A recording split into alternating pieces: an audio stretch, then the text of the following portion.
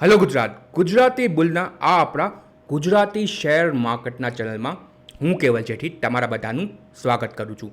મિત્રો, આજે આપણે ચર્ચા કરશું એક મ્યુચ્યુઅલ ફંડના એનએફઓ વિશે, જેનું નામ છે ટાટા હાઉસિંગ ઓપોર્ચ્યુનિટી ફંડ. મિત્રો, ટાટા મ્યુચ્યુઅલ ફંડ 16 ઓગસ્ટથી એમનો હાઉસિંગ ઓપોર્ચ્યુનિટી ફંડનો નવો ફંડ લઈને આવે છે. તો આજે આપણે આ ફંડ વિશે ડિટેલમાં સમજવાની કોશિશ કરશું. કેમ તમારે હાઉસિંગ ફંડની થીમમાં નિવેશ કરવું જોઈએ એના વિશે વિડીયોમાં જાણકારી પ્રાપ્ત કરશું, અને વિડીયોના અંતમાં આપણે ટાટા હાઉસિંગ ઓપોર્ચ્યુનિટી ફંડના એનએફઓ વિશે પણ ચર્ચા કરશું. તો મિત્રો, મારો અનુરોધ રહેશે કે તમે આ વિડીયોને છેલ્લે સુધી જોવાનું ભૂલતા નહીં, અને એના સાથે સાથે આ વિડીયોને અને આપણા આ ગુજરાતી બુલના ચેનલને તમે તમારા મિત્રો સાથે અને બીજા આપણા ગુજરાતી ભાઈ બહેનો સાથે શેર કરવાનું ભૂલતા નહીં. મિત્રો, હાઉસિંગ થીમ એક બહુ જ મોટી થીમ છે. હાઉસિંગમાં મિત્રો ખાલી ઘર બનાવવાળી કંપનીઓ ના આવે.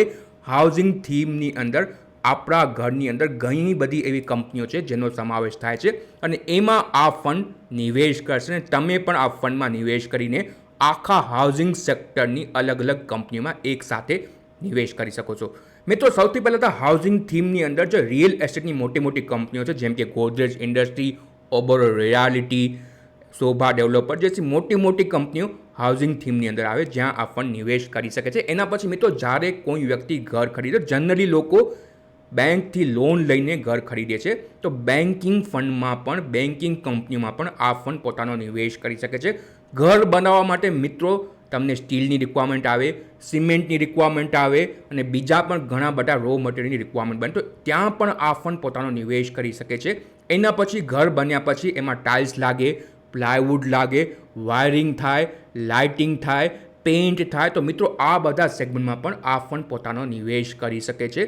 એના પછી તમે અલગ અલગ પ્રકારના કન્ઝ્યુમર અપ્લાયન્સ જૈસે કે એસી, ટીવી, રેફ્રિજરેટર, વોશિંગ મશીન જેવા કન્ઝ્યુમર અપ્લાયન્સ પર હાઉસિંગ થીમની સબ થીમમાં આવી શકે, તો ત્યાં પણ આ ફંડ પોતાનો નિવેશ કરી શકે છે. તો મિત્રો, બહુ જ ડાયવર્સિફાઈડ સેગમેન્ટ છે જ્યાં આ ફંડ પોતાનો નિવેશ કરી શકે છે. મિત્રો, ભારતમાં અહીંયાથી હાઉસિંગ સેક્ટરમાં આગળના 5થી 10 વર્ષમાં બહુ જ મોટી ગ્રોથ આવવાની ઉમ્મીદ છે.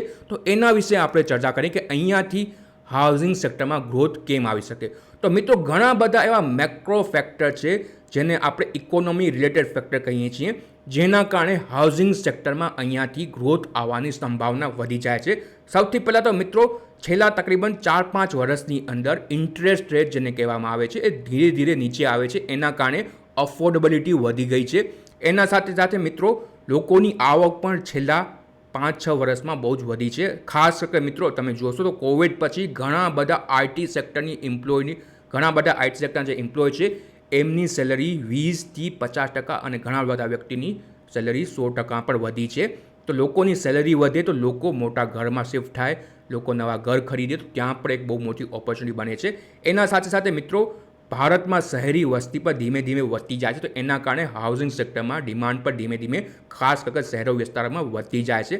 અને એના સાથે સાથે મિત્રો, 2008 પછી હાઉસિંગ સેક્ટરમાં મંદી શરૂ થઈ, અને એના કારણે ઘણા બધા પ્રોજેક્ટ અટકી ગયા, ઇન્વેન્ટરી બિલ્ડઅપ થઈ. બટ કોવિડ પછી આ બધી ઇન્વેન્ટરી ધીમે ધીમે ક્લીન થવા લાગી, અને ગવર્મેન્ટે પણ છેલ્લા 2-3 વર્ષમાં ઘણા બધા ઇન્સેન્ટિવ આપ્યા ઘર ખરીદવાળા લોકોને, તો એના કારણે પણ ઇન્વેન્ટરી નીચે ગઈ, અને કરન્ટલી હાઉસિંગ સેક્ટરમાં ઇન્વેન્ટરી ઓછી થઈ ગઈ છે અને ડિમાન્ડ વધી ગઈ છે. એના કારણે ઘણા બધા જે ડેવલપર છે, ખાસ કરીને મોટા ડેવલપર, એ નવા સ્કીમ, નવી હાઉસિંગ સ્કીમ લોન્ચ કરી છે. તો અહીંયાથી હાઉસિંગ સેક્ટરમાં ડિમાન્ડ કરતાં ઇન્વેન્ટરી ઓછી છે, તો ડિમાન્ડ કરતાં ઇન્વેન્ટરી ઓછી હોય તો પ્રાઇઝિંગ પાવર પર ડેવલપર પાસે આવે, તો ત્યાં પણ જે ડેવલપર કંપનીઓ છે એમના પણ બહેતરીન બેલેન્સ શીટ ઇમ્પ્રૂવ થઈ શકે છે.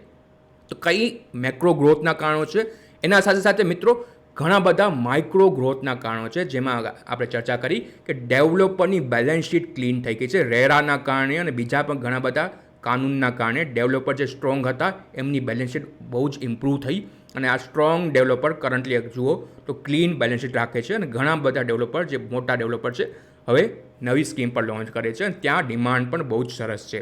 મિત્રો, છેલ્લા 2-3 વર્ષની અંદર લોકોની ઇન્કમ વધી છે, અને એના સાથે સાથે કન્સોલિડેશન પણ થયું છે ઇન્ડસ્ટ્રીની અંદર, તો ત્યાં પણ હાઉસિંગ સેક્ટરમાં ડિમાન્ડ વધી છે. ગવર્મેન્ટ પણ પ્રધાનમંત્રી આવાસ યોજના અને બીજી પણ ઘણી બધી ગવર્મેન્ટની યોજના છે જ્યાં હાઉસિંગ સેક્ટરમાં મિડ ઇન્કમ અને લોઅર ઇન્કમ વ્યક્તિઓ માટે સબસિડી પણ આપવામાં આવે છે. તો એના કારણે પણ હાઉસિંગ સેક્ટરમાં અને એના જે અલાઇડ સેક્ટર છે ત્યાં ગ્રોથ અહીંયાથી બરકરાર રહેશે. અને કોવિડ પછી લોકો પોતાનું ઘર ખરીદવા ઈચ્છે છે, તો ત્યાં પણ લોકો હવે ઘરની અહેમિયત સમજે છે અને એના કારણે પણ અહીંયાથી આવવાના 5-6 વર્ષમાં હાઉસિંગ સેક્ટરમાં ડિમાન્ડ સ્ટ્રોંગ રહેવાની ઉમ્મીદ છે. અને એના સાથે સાથે હાઉસિંગ સેક્ટર રિલેટેડ કંપનીઓ છે ત્યાં પણ ફ્યુચરમાં મોટી ડિમાન્ડ બની રહેશે. મિત્રો, અફોર્ડેબિલિટી કહેવામાં આવે છે, જે તમારો EMI આવે છે એને તમારા હાઉસ હોલ્ડ ઇન્કમથી તમે ડિવાઈડ કરો તો એને અફોર્ડેબિલિટી કહેવામાં આવે છે. અને આ અફોર્ડેબિલિટી મિત્રો છેલ્લા 20 વર્ષના શ્રેષ્ઠ સ્તરે છે. તમે અહીંયા ડેટા જુઓ છો, મુંબઈ, NCR, બેંગ્લોર, પુણે અને ચેન્નઈના અફોર્ડેબિલિટી રેટના. તો અહીંયા તમે જોશો તો અફોર્ડેબિલિટી ઇમ્પ્રૂવ થઈ છે, લોકોની હાઉસ હોલ્ડ ઇન્કમ વધી છે, જેના સામે EMI ઘટી છે અને એના કારણે અફોર્ડેબિલિટી વધી છે. અને અફોર્ડેબિલિટી જ્યારે વધે તો હાઉસિંગ સેક્ટરમાં ડિમાન્ડ એક સ્ટ્રોંગ બની રહે. લોકો જે સેલરી લોકો છે, IT સેક્ટરમાં કામ કરે છે, બીજા પણ વ્હાઇટ કોલર સેગમેન્ટમાં કામ કરવા લોકો અહીંયાથી હાઉસિંગ સેક્ટરમાં કન્ટિન્યુઅસલી પોતાનો નિવેશ કર્યા રાખશે. તો અહીંયાથી હાઉસિંગ સેક્ટરમાં ડિમાન્ડ કન્ટિન્યુઅસલી સ્ટ્રોંગ રહેવાની ઉમેદ રહેશે. મિત્રો, છેલ્લા 5-6 વર્ષની અંદર હાઉસિંગ સેક્ટરમાં જે રિયલ એસ્ટેટની કંપનીઓ છે એમાં બહુ જ મોટો કન્સોલિડેશન થયો છે. ઘણા બધા GST આવ્યું, એના પછી તમે નોટબંધી આવી, સાથે સાથે રેરાનો કાનૂન આવ્યો. આના કારણે જે સ્ટ્રોંગ ડેવલપર હતા એમણે પોતાનો માર્કેટ શેર ગેઇન કર્યો અને ઘણા બધા જે અનઓર્ગેનાઇઝ નાના ડેવલપર હતા એમનો માર્કેટ શેર ગયો. અને છેલ્લા 5-6 વર્ષની અંદર ઇન્ડસ્ટ્રીમાં જે સ્ટ્રોંગ પ્લેયર છે એમણે વધુ સ્ટ્રોંગ પોતાનો માર્કેટ શેર ગેઇન કર્યો છે. અને તમે અહીંયા જુઓ છો, જેમ જેમ તમે જુઓ તો મુંબઈની અંદર 2011માં 220 જેટલા ડેવલપર હતા અને 2019માં આ ડેવલપર 197 થઈ ગયા. બેંગ્લોરમાં 345 ડેવલપર હતા અને કરન્ટલી જુઓ તો તકરીબન 200 જેટલા ડેવલપર જ બેંગ્લોરમાં વધ્યા છે. 40% ડેવલપરની સંખ્યા ઘટી છે. તો જેમ સંખ્યા ઘટે એમ જે સ્ટ્રોંગ ડેવલપર હોય એમની બેલેન્સ શીટ વધુ સ્ટ્રોંગ થાય. તો અહીંયાથી જે લિસ્ટેડ પ્લેયર છે બધા સ્ટ્રોંગ જ છે. ગોદરેજ, શોભા ડેવલપર, ઓબરા રિયાલ્ટી, પ્રેસ્ટીજ, બ્રિગેડ, જે આ મોટી મોટી કંપનીઓ છે આ સેગમેન્ટની, એ અહીંયાથી પણ પોતાનો સ્ટ્રોંગ બેલેન્સ શીટ અને પોતાનો માર્કેટ શેર ગેઇન કરશે અને આ બધી કંપનીઓના શેરમાં પણ ઇમ્પ્રુવમેન્ટ આવી શકે છે. મિત્રો, હાઉસિંગ સાથે સાથે એના જે અલાઇડ સેક્ટર છે, સંલગ્ન ઉત્પાદનો, જેમાં તમે પ્લાયવુડ કન્સિડર કરી શકો, ટાઇલ્સની કંપનીઓ, પ્લાસ્ટિક પાઇપ્સ, પેઇન્ટની કંપનીઓ, કેબલ્સ અને વાયરની કંપનીઓ, એમાં પણ બહુ જ મોટી ગ્રોથની ઉમ્મીદ છે. અને મિત્રો, આ ફંડ વધારે ફોકસ એવી કંપનીઓમાં કરશે જે સ્ટ્રોંગ છે અને જેની બેલેન્સ શીટ ક્લીન છે. રિયલ એસ્ટેટ કંપનીઓ કરતાં એના જે અલાઇડ સેક્ટર છે ત્યાં વધારે સ્ટેબલ ગ્રોથની ઉમ્મીદ છે. તો આ ફંડ વધારે આ બધી કંપનીઓમાં પોતાનો નિવેશ કરી શકે છે. મિત્રો, આ બધા જે સંલગ્ન ઉત્પાદનો છે ત્યાં તમે જુઓ તો ઓર્ગેનાઇઝ અને અનઓર્ગેનાઇઝમાં બહુ જ મોટો ગેપ છે અને ધીરે ધીરે અહીંયા પણ ઓર્ગેનાઇઝ સેક્ટરનો માર્કેટ શેર ઇમ્પ્રૂવ થાય છે. પ્લાયવુડ સેક્ટર તકરીબન 30-35% ઓર્ગેનાઇઝ સેક્ટર છે. એમાં પણ જે ટોપ 3-5 પ્લેયર છે એમનો વધારે માર્કેટ શેર. તો આ જે 5 ટોપ કંપનીઓ છે ત્યાં ફંડ વધારે ફોકસ કરશે અને આ 5 કંપનીઓ પોતાનો માર્કેટ શેર પર ધીમે ધીમે ઇમ્પ્રૂવ કરતી જાય છે. તો તકરીબન આ જે સેક્ટર છે પ્લાયવુડનો, એમાં 35% ઓર્ગેનાઇઝ સેક્ટર છે અને એ 35% ઓર્ગેનાઇઝ સેક્ટરમાં ટોપ 5 કંપનીઓનો 28% માર્કેટ શેર છે અને આ ટોપ 5 કંપનીઓ પોતાનું માર્કેટ શેર આગળ પણ વધારતી રહેશે. સેમ વે મિત્રો, ટાઇલ્સ સેક્ટરમાં પણ તકરીબન 50% ઓર્ગેનાઇઝ માર્કેટ શેર છે, જેમાં ટોપ 5 કંપનીનો માર્કેટ શેર તકરીબન 26 જેટલો છે અને એમનો પણ માર્કેટ શેર ધીમે ધીમે ઇમ્પ્રૂવ થશે. સાથે સાથે પ્લાસ્ટિક પાઇપમાં તકરીબન 38% ઓર્ગેનાઇઝ સેક્ટરની 5 કંપનીઓ પોતાનો માર્કેટ શેર રાખે છે. પેન્ટ સેક્ટરમાં મિત્રો આપણે જાણીએ છીએ એશિયન પેન્ટ ભારતની સૌથી મોટી પેન્ટની કંપની, ઓર્ગેનાઇઝ સેક્ટરની સૌથી મોટી કંપની છે. બર્જર પેન્ટ, નેરોલેક, તો પેન્ટ સેક્ટરની આ બધી કંપનીઓ પહેલે પણ બધી વેલ્થ બનાવીને આપી છે અને આગળ પણ પેન્ટ કંપનીઓ સ્ટ્રોંગ વેલ્થ બનાવવાની ક્ષમતા રાખે છે અને આ પણ બહુ જ ઓર્ગેનાઇઝ સેક્ટર છે અને ધીમે ધીમે આ કંપનીઓ પોતાનો માર્કેટ શેર પણ ઇમ્પ્રૂવ કરે છે. ભારતની બહાર પણ આ કંપનીઓ કામ કરે છે. સેમ વે કેબલ સેક્ટરમાં પણ એક ઓર્ગેનાઇઝ સેક્ટર છે જ્યાં 5 કંપનીઓ પાસે તકરીબન 45%નો માર્કેટ શેર છે. તો મિત્રો, આ જે અલાઇડ સંલગ્ન ઉત્પાદનો છે ત્યાં પણ આ ફંડ પોતાનો નિવેશ કરશે અને તમને આ એક ડાયવર્સિફાય અલગ અલગ કંપનીના પોર્ટફોલિયોમાં નિવેશ કરવાની આ ફંડ તમને એક તક આપી શકે છે. તો મિત્રો, ચર્ચા કરીએ ટાટા હાઉસિંગ ઓપોર્ચ્યુનિટી ફંડ વિશે. મિત્રો, આ ફંડના ઇન્વેસ્ટમેન્ટ યુનિવર્સ વિશે ચર્ચા કરીએ તો ફંડનો ઇન્વેસ્ટમેન્ટ યુનિવર્સ જેમ આપણે ચર્ચા કરી એક બહુ જ મોટો છે, જ્યાં બેન્કિંગ કંપનીઓ પણ આવી શકે, કન્ઝ્યુમર અપ્લાયન્સ, પેઇન્ટની કંપનીઓ, સિમેન્ટની કંપનીઓ, રિયલ એસ્ટેટની કંપનીઓ, પ્લાયવુડ, ટાઇલ્સ જેવી કંપનીઓ આવી શકે. તો લાર્જ કેપ સેક્ટરમાં તકરીબન 27 એવી કંપની છે જ્યાં આ ફંડ પોતાનો નિવેશ કરી શકે છે. તકરીબન 54 લાખ કરોડનો લિસ્ટેડ માર્કેટ કેપ છે આ 27 કંપનીનો. એના પછી મિડ કેપ સેક્ટરની તકરીબન 34 કંપનીઓ છે જ્યાં આ ફંડના બેન્ચમાર્કમાં આવે છે, તો ત્યાં પણ આ ફંડ પોતાનો નિવેશ કરી શકે. સ્મોલ કેપ સેક્ટરમાં 228 જેટલી લિસ્ટેડ કંપનીઓ છે જે હાઉસિંગ થીમની અંતર્ગત આવે છે, જ્યાં આ ફંડ પોતાનો નિવેશ કરી શકે છે. તો મિત્રો એક બહુ જ મોટો ઇન્વેસ્ટમેન્ટ યુનિવર્સ છે જેમાં ટાટા હાઉસિંગ ઓપોર્ચ્યુનિટી ફંડ પોતાનો નિવેશ કરી શકે છે. Small cap, large cap, mid cap કોઈ પણ કંપનીમાં જ્યાં ગ્રોથની ઉમ્મીદ છે ત્યાં ફંડ પોતાનો નિવેશ કરશે અને તમે પણ આ ફંડમાં નિવેશ કરીને ભારતની હાઉસિંગ સેક્ટરની ગ્રોથમાં પાર્ટિસિપેટ કરી શકો છો.